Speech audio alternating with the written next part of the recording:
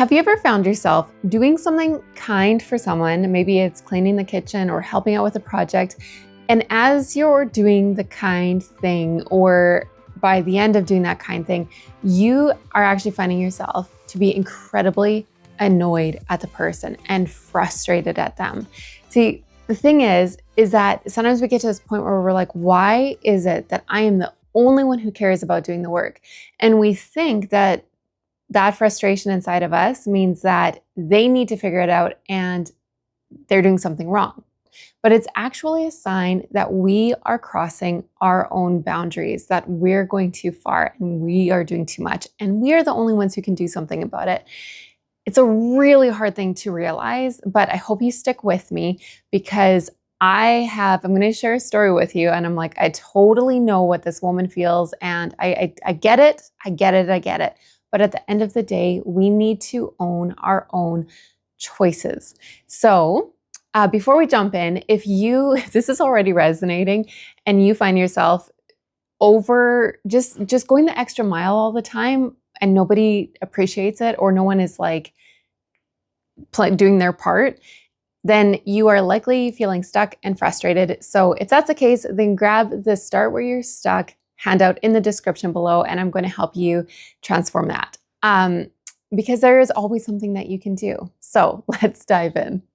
Okay, so yesterday I went onto YouTube for something else, and you know how YouTube always like shows you all these shorts, and I do my best to not watch many, but there was this one that caught my attention. So it was actually the person who made it was commenting on someone else's videos. So I'm going to talk about the video she was commenting on. And it was like this lady was frustrated at her husband. She told the story from the night before, and it just captures this perfectly. So this lady it looked like she must have been having breakfast, and she's like, and just telling the story that she maybe shouldn't have told to the world, but she did. So we're talking about it. So she had said how the night before, the kids were in bed and her husband were going to go up to their room before they were going to go to bed and just spend some one-on-one time together. But before they did that, she was going to go downstairs and change the laundry. So he went upstairs, she went downstairs. And so she swapped the laundry over, but I guess whatever happened, and she ended up filling up a laundry basket, and she ended up with a basket full of laundry and whatever other stuff. It was too much for her to carry. So she is calling her husband, and he's not coming. And so instead of, well, no, we'll get to that. So what she decides to do is she's saying in this video, it's like a 1-minute video. And she's kind of like, she was calmly ranting, but she was still kind of ranting and frustrated. But she had this full laundry basket. Her husband wasn't coming. He wasn't ignoring her. He just didn't hear her. And so she's got this full laundry basket, and it's so heavy that she's got to like lift it up onto one stair and then take a step, and then lift it onto the next and then take a step. And eventually she makes it up to her room. She tells her husband what happened, but along the way, she had said that she was just getting so frustrated at her husband and was remembering everything that she hates about him. And which I'm like, that's kind of strong language, but it's like, yeah, that's what happens when we are doing something kind or good, or even if it's our job and our role in the home, that it's like, yep, she's probably the one that does the laundry, but her husband was in the house. She needed to help, and he wasn't doing his part in her head, right? Like that's what she's thinking, is that he's not doing his part and helping her, especially when she like called. So she gets up to the room, she tells him what happens, and you know, it's like so much for the one-on-one time. That probably didn't happen. But just because she's so frustrated, and he's like, oh, sorry, I didn't hear you, because whatever was making noise, and she's downstairs, he's upstairs, right? It's like, well, yeah, of course he wouldn't hear. The thing that I want to talk about, because as this woman is talking about this, I'm like, oh my goodness, do I ever get this? It's like if my husband's in the room or in the house, then I am more likely to do something extra and feel like if I'm feeling burdened, he should be recognizing it and he's doing something wrong. Like it's like I'm trying to do this good servant thing and he's not doing enough. So It's so cringy. It's cringy, it's embarrassing, but it's really important to recognize because what she could have done is she could have said, okay, you know what? I came down and I said I was just going to switch the laundry over, and I did that. So I'm not going to do anything extra. And sorry, my cat is so distracting. But like she could have done that and then just gone upstairs and they were going to have the time together. She could have gone upstairs, gotten her husband and asked for help, and then he would have happily come and helped her. She could have taken half a load. There's so many things that she could have done, but so it's like, what is it that makes us do something that is low? It's like she chose to load herself down and complicate her own life. That wasn't her husband's fault, and it wasn't her husband's problem. And yet we do this with our family members, we do this with church friends, we do this with friends. Like we do this with people where we complicate. We're doing something kind, we're serving people, and whether it's like something big and dramatic or whatever, we just end up doing more and pushing our own boundaries and exhausting ourselves, where we're loading ourselves down. And then we get annoyed at the person who's sitting on the couch, or we get annoyed at the person who is just happily doing their own thing. Like if they're relaxed, it's almost like if they're busy working hard at something, we're like, okay, that's legit. You know what? I'll take care of this load. You're taking care of your load. But when it's when we are going that extra mile and doing something and they're relaxing, that we get really frustrated. That is the moment that you need to learn to catch within yourself, because if that is happening, that is not someone else's responsibility. And I am pointing the finger at myself just as much as anyone else. Actually, you know what? I'm pointing the finger at me. I'll let you, if this is resonating, you can point the finger at you. And again, if this is something that you find happens to you, that you get resentful or frustrated or feel stuck, then grab the Start Where You're Stuck handout, because this is the exact kind of situation that tackles. So whatever it is that frustrates you in life, use that handout and start to change things up, because there's always something that you can do. And, like what happens, actually, you know what? Okay, let's talk about Mary and Martha. Okay, these two sisters, you've probably heard the story before, where Jesus, shortly before the cross, he comes to town and Mary sits at his feet listening to his words, and Martha had a bunch of work that had to happen. And so she's working and she's working and she's working and getting more and more and more frustrated. And then she goes to Jesus and says, can't you tell my sister to help me? And thinking that it's like, well, it's like this work has to be done and no one's doing it. So then it's just automatically falling on me. I get that, right? Especially because we become so convinced of this has to happen and no one else is willing to do it. And so then instead of just letting it flop, we keep on working our butts off, getting more and more and more frustrated at everybody else. And so there is absolutely a time where sometimes, work has to be done, like laundry has to be done.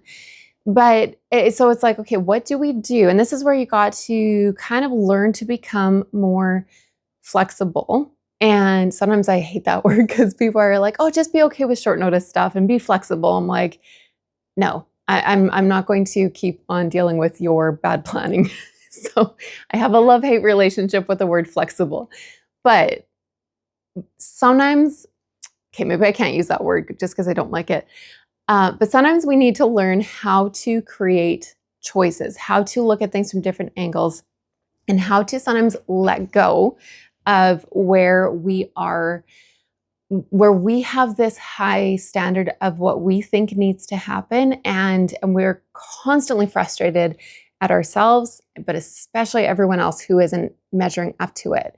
Because Martha could have said, you know what, I want to sit at Jesus's feet too. So I'm going to do that, and we're going to have a super simple supper.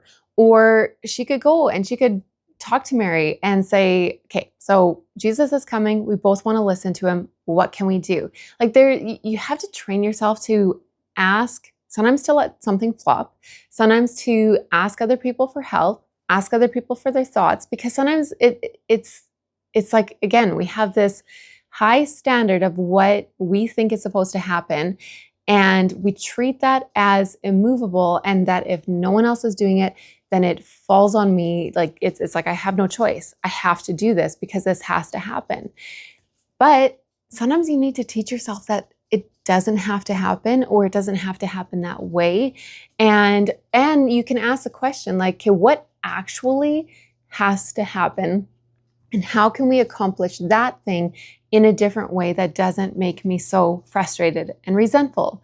Because whether you are Martha in the story of Mary and Martha, or you are the woman who is like, has this crazy full basket of laundry that's just too heavy, and you know your husband's in the house and he should be there saving you from this basket, but you're like lifting it onto one stair, taking a step, lifting it onto the next stair and taking a step. It's so funny to me because I'm like, I've been there, done that. But I'm like, you have so many other choices. You could have done so many other things than doing that to yourself. But when we don't know how to respect our own boundaries and say, oh, you know what, this is too much. Let's do this a different way. We just load ourselves down, and then we feel like our only outlet is to be frustrated and thinking that it's someone else's job to come and save me, because again, the work has to be done and I just have to do it. So if it's too much, it's someone else's job. And that's a mindset that we typically grow up with, where that's just sort of what we've learned, that we're not allowed to say no. We're not allowed to it's just like, this is what has to be done. This is how it has to be done. And this is my role. And so that when we develop this martyr complex where we keep on doing too much, and then we get really frustrated. And that is such a signal. Like, pay attention to that frustration. Don't ignore it, and stop constantly putting that out on other people, especially the people closest to you. It's such a massive thing that to deal with our hearts. Like, Jesus talks about the heart throughout the Bible. Like God constantly talks about the heart, and he cares about the heart. So be aware of what is going on in your heart and deal with it. And there is a time, absolutely, like if your family is not doing enough or your kids aren't helping enough, like sometimes, we're like, why does everybody take advantage of me? And it's probably because you taught them to. You taught them that this is okay. You taught them that you are going to do more than everybody else. You've taught them that it's totally okay, and you're going to keep on telling them it's okay, it's fine, I've got it covered. That is on you. You need to take responsibility for that. Again, grab the Start Where You're Stuck handout in the description below, because this is what we do, where we've got to name what is frustrating us, and then we've got to own our part. And just say, yeah, you know what, as no matter how annoyed I am, I mean, like I've had many experiences where this has come up, but the worst was probably when I got really, really, really sick and I missed out on something that was really important to me, and I was so annoyed at everybody else, but I had to realize it. Like, that was my wake up, because I realized I'm the one who said yes to everything for everyone else that just burnt me out. I'm the one who kept saying yes. Like, it was this just a very extreme experience where I loaded myself down and I kept saying, it's fine, I got it. No, like, don't worry about it. And then, like someone else would sit down or they would go to bed. And I'm like, why am I the one who is working my butt off, stressing over these things that have to get done, and nobody else is? Like, that is that's not anyone else's job to figure that out. I have to be the one to say, this is too much for me. I have to stop trying to do it all, and just learn to do the most important things and let the other stuff fall to the wayside, and do that very intentionally, where you're doing those core things and you're doing it in a way that respects your energy levels, respects your boundaries, respects your rest time. And because there's always a way that you can figure something else out. But the thing is that we have to let go of either nothing happens and you're just going to let go and not care, or it has to happen to the standard. Like, there are so many options within that middle area, but you have to train your brain to start to come up with options. You have to train yourself to ask for help and let the person, like, maybe give them some feedback if they're not doing it up to your standard, but give them some feedback of how how you want it to be done. But you also have to let them do it their own way and figure it out too. Or maybe you have to like not have this crazy high standard of how complicated a meal is supposed to be, or instead of making the meal that takes 5 hours to make a meal that is delicious and takes only 1 hour to make. Like there's some letting go and being creative within this, but there are always options, and it's only your responsibility to figure out your own boundaries, to name them, to know what they are, to know when you're pushing them, to know when other people are pushing them, and how you're going to go about communicating that. And if you do this, you'll be most likely very pleasantly surprised at just how much you, for one, don't get frustrated and angry and resentful at people, but just how much wiggle room there actually is in life, and that you have a voice and you have a choice. Like you've got tons of choices. So use your voice to say, I'm frustrated at this. It doesn't mean you have to always say that to someone else, but I mean, sometimes like there are times where I'm like, yeah, you know what, this happened and I was annoyed at you, but I realized like, I'm the one who's burdening myself. And so I've got to deal with this. And, but it's like, just right now, just learn to own your part and change what is within your control. And don't worry about what you think other people should do. This is something that it's like we've got to learn to do something differently if you're stuck in this place of being resentful. So, all right, that is all I wanted to share. So lastly, grab that handout, the Start Where You're Stuck handout, because again, we're going to just go through and deal with this and tackle and actually transform it, because you have options. And that's the thing that we need to learn. And there's a lot that is going on in the heart that needs to be dealt with us first. All right. Remember to read your Bible, get lost in the story of God, and play your part. And I will talk to you soon.